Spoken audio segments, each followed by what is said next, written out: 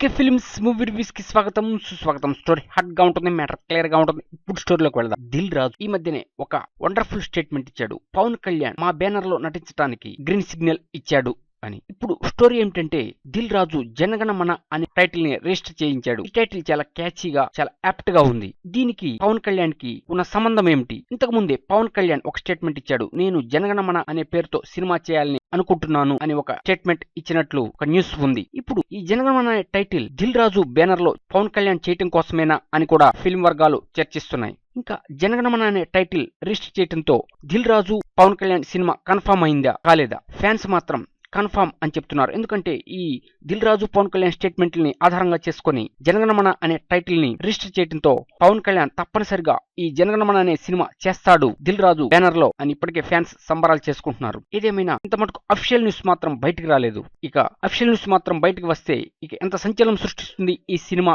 అనేది చూద్దాం. ఇది బుల్టెన్. నెక్స్ట్ మూవీ బుల్టెన్ మళ్ళీ కలుద్దాం. కీప్ వాచింగ్, ప్లీజ్ సబ్స్క్రైబ్ మీ వీకే ఫిల్మ్స్.